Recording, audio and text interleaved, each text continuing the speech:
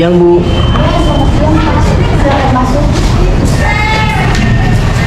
Maaf yang waktunya, saya nggak ingin berkonsultasi dahulu. Oh, baik, silakan duduk.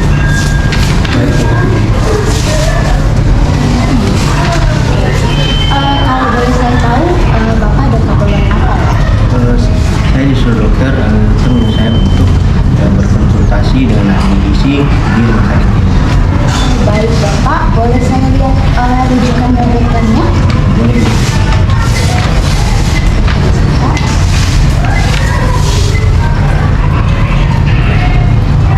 Oke. Berdasarkan data rujukan dari dokter, Bapak ini ternyata mempunyai penyakit jantung koroner. Maaf sebelumnya, apakah Bapak tahu penyakit jantung koroner itu seperti apa? Penyakit penyakit ini terjadi pada jantung kita ya, Bu? Benar, Pak. Tapi di sini saya bisa jelaskan sedikit mengenai penyakit ini ya, Pak. Jadi penyakit jantung koroner adalah penyakit yang terjadi pada sirkulasi darah di pembuluh darah menuju jantung Bapak, sehingga proses pengangkutan oksigen dan makanan di dalam tubuh Bapak juga terhambat. Oleh karena itu, tujuan konseling gizi kita pada hari ini adalah kita akan mendiskusikan pola makan mengikuti anjuran makanan untuk mencegah degradasi sumbatan pada jantung. Nah, proses konseling pada hari ini akan berlangsung sekitar kurang lebih 60 menit, meliputi pengkajian gizi serta penetapan diagnosis gizi dan implementasinya.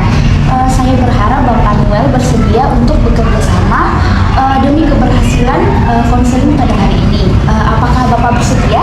Saya bersedia. Sebelumnya, apakah Bapak sudah mengukur berat badan dan tinggi badan Bapak? Maaf, Bu, kalau itu saya sudah lama tidak mengukur berat badan. Oke, baik. Jika belum, kita ukur dulu ya Pak di sebelah sana.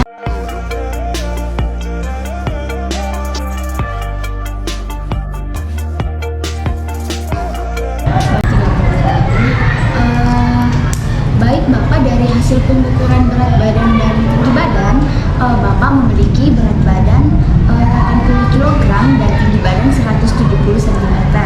Dan berdasarkan tinggi badan dan berat badan Bapak itu, Bapak tergolong dalam status gizi yang lebih, dalam artian obesitas ya Pak. Oh iya, berarti boleh jika begitu. Bukan tidak boleh Pak, hanya saja hal seperti ini dapat menyebabkan atau menimbulkan penyakit seperti diabetes, hipertensi, dan juga penyakit jantung koroner yang sedang Bapak alami sekarang ini. Jadi seperti itu ya, Bu. Saya jadi takut. Tidak usah takut ya Pak, intinya Bapak setelah melakukan konseling gizi lebih memperhatikan lagi pola makannya, seperti memperhatikan mana makanan yang bergizi dan mana yang tidak. Baik, Bu, insya Allah saya lebih memperhatikan pola makan saya ke depannya. Iya, bagus Pak. Boleh saya tahu rumah Bapak itu di mana? Rumah saya di bagian jalan kembali Permai, Bu. Oh iya, saya tahu. Dan kalau boleh tahu, apakah Bapak sudah punya anak? Iya, Bu, kalau anak, saya mempunyai 3 anak, perempuan 2 dan laki-laki 1. Dan apakah ada keluarga Bapak yang menderita penyakit jantung koroner juga? Ada, Bu, orang tua saya, bapak saya mempunyai riwayat penyakit jantung koroner. Oh begitu ya Pak. Berarti bisa dibilang penyakit jantung koroner yang Bapak alami saat ini berasal dari faktor keturunan, dan ditambah Bapak juga tidak memperhatikan pola makan yang sehat dan bergizi. Mungkin bisa dibilang seperti itu, Bu. Oke, iya saya ingin tanya dengan Bapak, apakah ada makanan yang Bapak sukai dan makanan yang tidak Bapak sukai? Baik, Bu, saya suka makan gorengan, daging merah, sama suka minum kopi yang manis setiap pagi. Nah, untuk makanan yang saya tidak suka, saya tidak suka memakan sayur dan buah-buahan. Saya sukanya sedikit, Bu, seperti pisang dan durian. kenapa Bapak tidak menyukai sayuran dan buah-buahan? Sayur tidak enak Bu, kadang juga ada ulatnya. Maaf Pak, sebenarnya kebiasaan pola makan Bapak yang seperti ini yang salah. Sebelumnya Bapak di sini tahu tidak bagaimana konsep pedoman gizi seimbang? Kurang tahu sih Bu, tahu saya hanya 4 sehat 5 sempurna. Baik, saya akan sedikit menjelaskan ya Pak. Konsep 4 sehat 5 sempurna ini sebenarnya sudah diganti menjadi konsep pedoman gizi seimbang. Nah, karena di dalam konsep pedoman gizi seimbang ini sudah tercantum beberapa banyak makanan yang harus kita makan. Dan di sini juga kita harus memakan makanan beraneka ragam yang mengandung karbohidrat, protein, lemak, vitamin, dan mineral. Dan perlu juga diperhatikan di dalam pedoman gizi seimbang ini sudah diatur pola makan kita, yaitu terdapat dalam prinsip isi piringku, di mana 35% makanan pokok, 35% sayuran, 15% lauk pauk, dan 15% buah-buahan. Oh, seperti itu ya Bu. Saya sudah mulai paham, berarti kita harus makan makanan yang beraneka ragam dan bergizi ya Bu. Betul sekali Pak. Dan Bapak juga bisa mengiringi konsep ini dengan berolahraga minimal 1 kali seminggu dalam waktu 15-30 menit ya Pak. Baik Bu. Oke, mohon maaf, apakah Bapak masih ingat makanan apa yang Bapak makan di 24 jam yang lalu? Masih Bu. Oke, baik Bapak, di sini sebelumnya kita akan melakukan merekal makanan yang Bapak konsumsi selama 24 jam yang lalu, dan dimohon agar Bapak dapat menjawab pertanyaan dari saya secara jujur ya Pak. Baik Bu.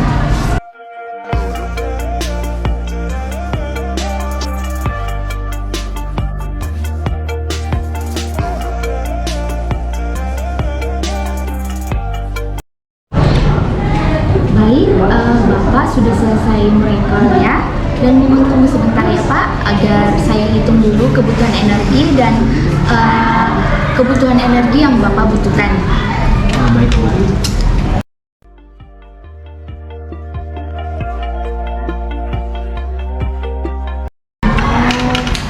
Setelah saya perhitungkan, hasil asupan Bapak sehari kemarin berlebihan dari kebutuhan Bapak yang seharusnya ya. Itu karena Bapak sering mengonsumsi goreng-gorengan, tidak ada memakan sayur, dan jarang memakan buah. Oh gitu ya Bu. Iya Bapak itu perlu mengikuti diet yang saya anjurkan, dan Bapak harus mengurangi makanan yang berminyak dan juga gula yang berlebihan. Di sini saya ada saran diet, Bapak bisa membaca dan menerapkannya.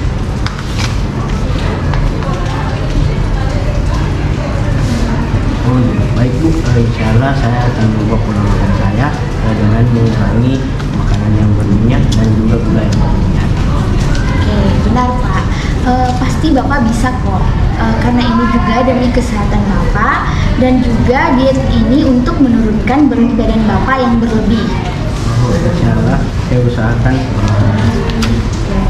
Bapak juga harus perlahan-lahan menyukai sayuran dan buah-buahan ya Pak, supaya kolesterol dan lemak jahat di dalam tubuh Bapak bisa berkurang, karena sayur itu bersifat antikarsinogen, dan itu baik untuk Bapak, dan juga harus mengurangi pemakaian gula yang berlebihan Pak. Oh begitu ya Bu. Jika masalah sayur dan buah, sedangkan saya tidak suka makan sayuran dan buah-buahan. Oh, jika Bapak tidak suka makan sayur secara langsung, Bapak bisa memodifikasinya dengan misalnya Bapak mengonsumsi tumis bayam. Kan bayam utuhnya Bapak tidak suka. Bapak bisa memodifikasi resepnya itu dengan membuat nugget sayur. Bagaimana dengan buah? Baik, kalau buah-buahan Bapak juga bisa memodifikasinya menjadi makanan yang lebih menarik seperti puding buah, es buah juga bisa Pak. Tapi kembali diingat, harus mengukur pemakaian gula, jangan berlebih ya Pak. Oh gitu ya Bu. Saya benar. berarti saya harus mengurangi gorengan, daging, kuning telur, durian, dan memakai gula yang berlebihan. Dan saya harus belajar menyukai buah dan sayur. Iya Bapak, benar sekali Pak.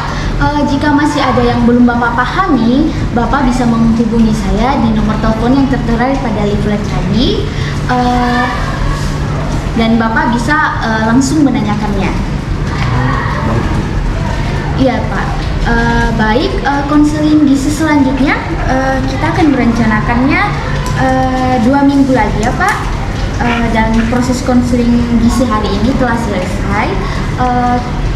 Baik, sampai ketemu di 2 minggu mendatang Pak. Terima kasih atas kunjungannya hari ini. Oh iya Bu, saya akan datang lagi. Terima kasih. Baik, terima kasih kembali juga Pak.